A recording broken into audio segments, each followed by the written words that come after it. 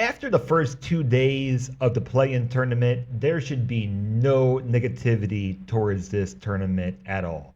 And there should be no question on whether the play-in is actually good for NBA basketball. Because out of the 4 games we had, they've all been close, they've all been chaotic, and they've all been, I would say, pretty high-level basketball. First, we had the Hornets beat the Heat 127 to 126 in overtime. LaMelo hit the game winner. Bridges got a block at the buzzer, and Charlotte wins by shooting just 44% from the field.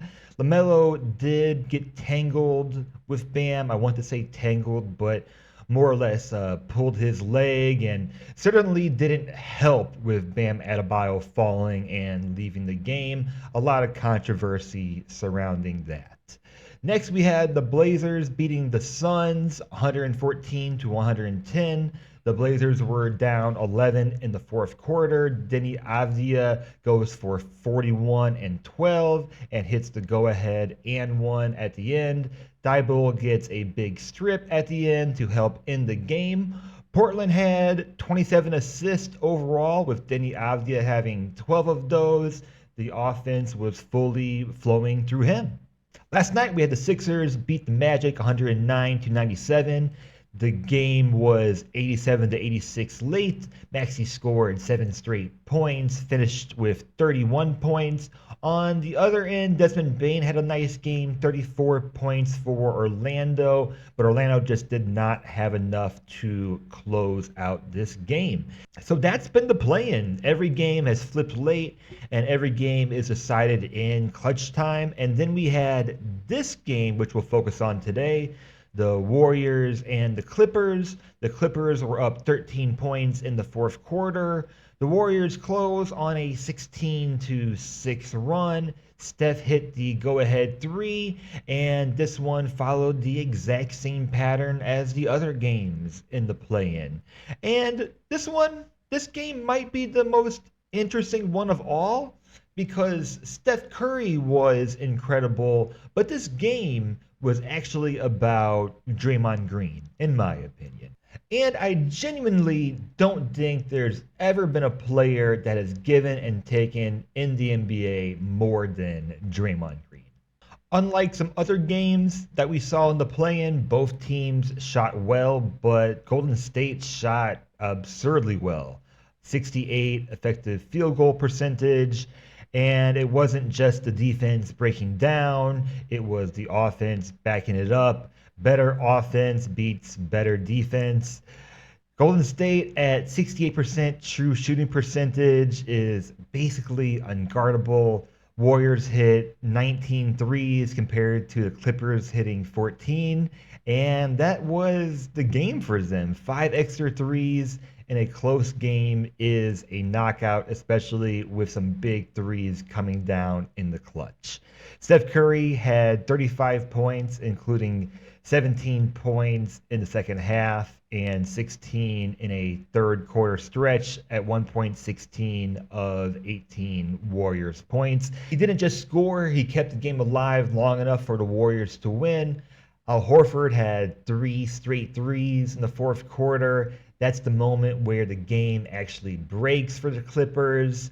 And then we have Draymond Green, 9 assists, 4 steals, including 2 huge back-to-back steals at the end of the fourth quarter. And Kawhi Leonard goes scoreless in the fourth quarter, which might be the biggest storyline of them all.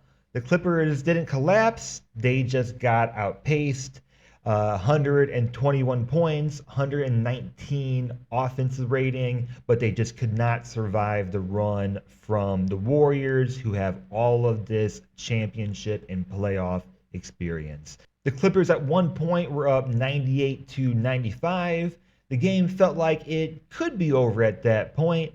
Then Steph Curry hits a 3, then hits another 3, and then I think tries for another 3, but then Al Horford hits a 3, and then it gets very chaotic as the Warriors go on their run. And once Golden State smelled that moment, it was over for the Clippers. So this is why the Warriors are still dangerous. If they go on a hot streak, it doesn't matter what might happen in the first 3 quarters or in the first 40 minutes. They can still close out and win the game. And this game is everything that Draymond Green is. He's right on the edge of hurting his team with turnovers, offensive fouls, technical fouls. Golden State had 20 turnovers to finish this game, but still closed it out. And then in his biggest moments, as we mentioned, 9 assists, 4 steals, and Kawhi Leonard goes scoreless in the fourth quarter, which contributes to the deficit and helps Golden State win the game.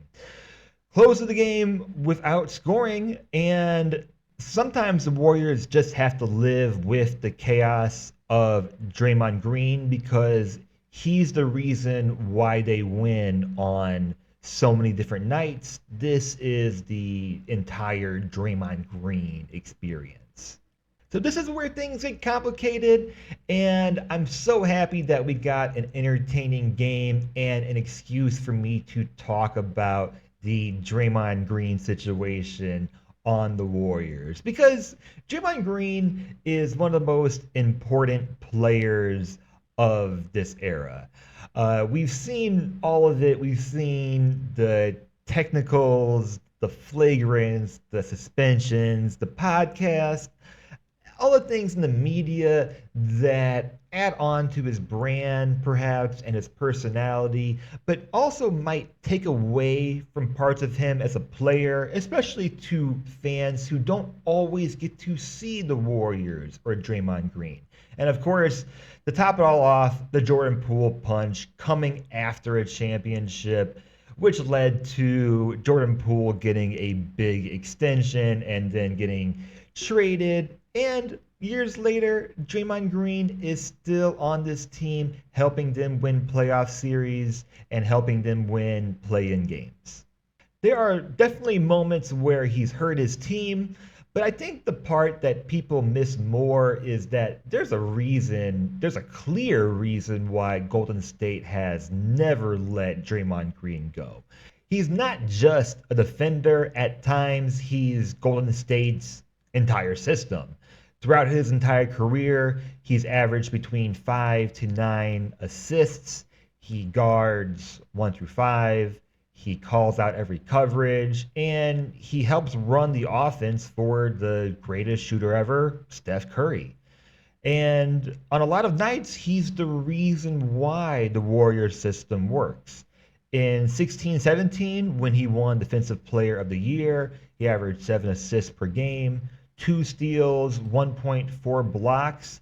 It's not just a role player, it's a defensive engine, and one that has maybe been undersized for different parts of his career and for different coverages. And even now at 35 years old, he's still averaging above 5 assists per game and still often acting as the quarterback for his team. He's still the brain of this Warriors team. So I understand why his personality or antics or anything negative could take away from the positive Draymond Green experience. But the point I want to make is that, of course, he's not just an above average defender. He's way, way more than that and much better than above average. That completely misses the point. He's not clean, he's not easy to deal with, but he's as essential to the Warriors dynasty as anyone else. And that's why I don't think we've ever seen a player who gives more and takes more from his team than Draymond Green. And this game was a perfect example of both.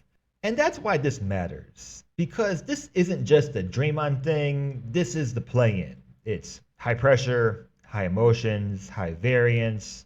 One run can flip everything. One mistake can end your entire season. And when the stakes feel like that, you get games like this. We just watched overtime in Charlotte Portland come back from 11, Philly flip a game in 2 minutes, and now this. I can't believe it. This is the trade-off that we have.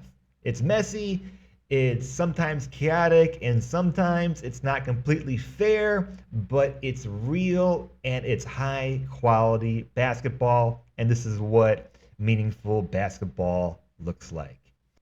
So guys, I hope you liked this weekly YouTube only video. Like, subscribe if you did, leave a comment down below, and I'll see you guys next time.